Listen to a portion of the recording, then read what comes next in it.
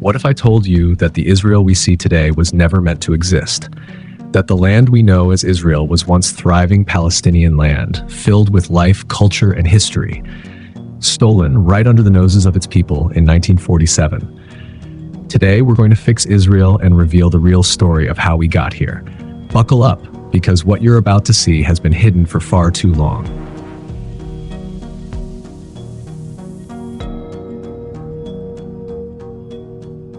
Before the catastrophe of 1947, Palestine was a land of rich culture and diversity. It was home to a majority Arab population, including Muslims, Christians, and Jews, all living together in relative peace. The British took control of the region after the fall of the Ottoman Empire in 1920, and Palestine became a mandate under British rule. This was a pivotal moment because it set the stage for what was to come. Britain had promised Palestinian Arabs their own nation, but secretly, they had other plans. British interests were focused on Zionist movements that aimed to create a Jewish homeland in Palestine. The British supported large-scale Jewish immigration into the area, dramatically shifting the demographic balance. By 1947, Britain was exhausted from managing the conflict between Arabs and Jews and decided to hand the problem over to the newly formed United Nations. What happened next was a betrayal of the Palestinian people.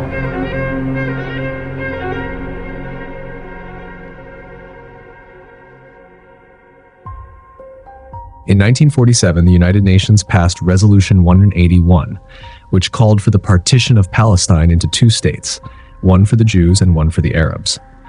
But here's the catch. The Jews, who made up less than 30% of the population, were given 55% of the land, including the best and most fertile areas. The Arab majority, which made up 70% of the population, was left with just 45% of their own land. This wasn't just a bad deal, it was theft, pure and simple. The Palestinians rejected the partition, as anyone would. After all, who wouldn't reject a plan that gives away your home to a minority group with foreign backing? But their rejection didn't matter.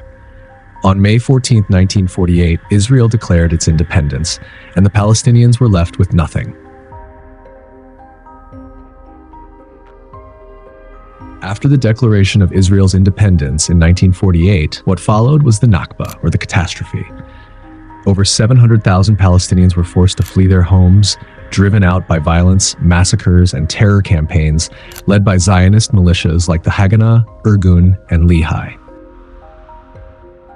Entire Palestinian villages were depopulated and erased from the map.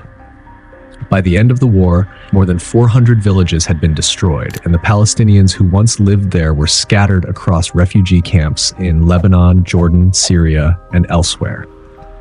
These weren't just random acts of violence. This was ethnic cleansing. The Israeli forces systematically wiped out Palestinian villages, driving the people into exile with the explicit goal of creating a Jewish majority state.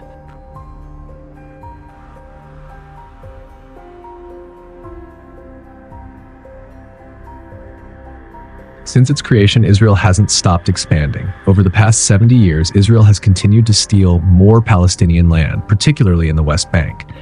Despite international laws that deem these settlements illegal, Israel continues to build, pushing Palestinians into smaller and smaller enclaves.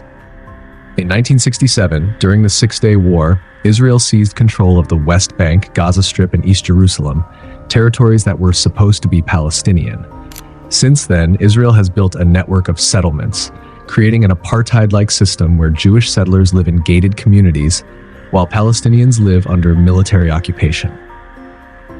In the West Bank, Palestinians face daily humiliation at Israeli checkpoints.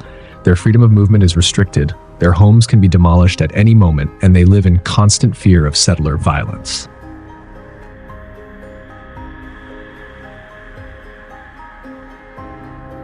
Gaza is often described as the world's largest open-air prison, and that's exactly what it is.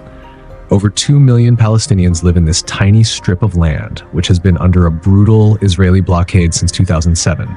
No one can leave, no one can enter, and the people there live in constant fear of Israeli airstrikes.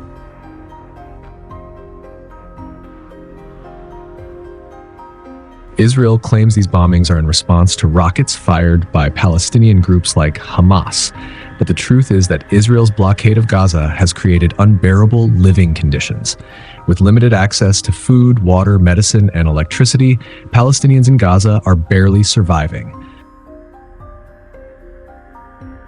Israel controls everything that goes in and out of Gaza: food, medicine, fuel. The people are left in a perpetual state of poverty, unable to rebuild after each bombing campaign because Israel won't allow construction materials to enter.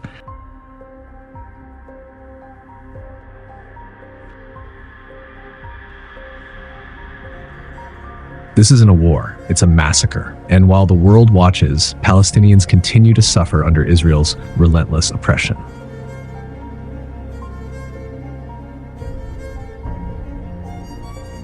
As we speak, Palestinians in Gaza are suffering under yet another Israeli attack. Entire neighborhoods have been destroyed, thousands of civilians have been killed or injured, and yet Israel refuses to allow humanitarian aid into the territory.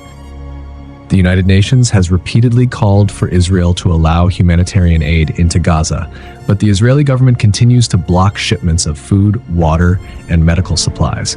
Even ambulances trying to enter Gaza have been turned away. Israel claims they're defending themselves, but how is denying food and medicine to 2 million civilians defense? This is a humanitarian crisis, and it's one that the world can no longer ignore. Children are killed, injured, and starved, deprived of any physical or psychological safety. Across the border, food and clean water wait. But UNRWA is denied permission to deliver this aid and save lives. In Gaza, the government of Israel seeks to end UNRWA's activities. The agency's requests to deliver aid to the north are repeatedly denied. Our staff are barred from coordination meetings between Israel and humanitarian actors. Worse, UNRWA premises and staff have been targeted since the beginning of the war. 178 UNRWA personnel have been killed. More than 160 UNRWA premises, mostly used as shelters, have been damaged or destroyed, killing more than 400 people. Premises vacated by the agency have been used. So how do we fix this? It's simple. Israel must be dismantled and the land returned to the Palestinians. This isn't just about land, it's about justice. A future where Palestinians can live in peace, free from occupation, bombings, and oppression is possible. But it requires the world to wake up and take action.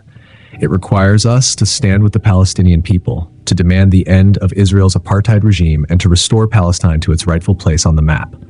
It's time to fix Israel. It's time to bring justice back to Palestine. Right now, the people of Palestine need your help. Israel is blocking humanitarian aid, and thousands of lives are at risk. You can make a difference by supporting organizations that are delivering aid to the people of Gaza and raising awareness about the situation. Don't just watch, act. Share this video, donate, and spread the truth about what's happening. Stand with Palestine. The world cannot stay silent any longer. Palestinians have been fighting for their land, their freedom, and their dignity for over 70 years. It's time to stand up for them. It's time to fix Israel.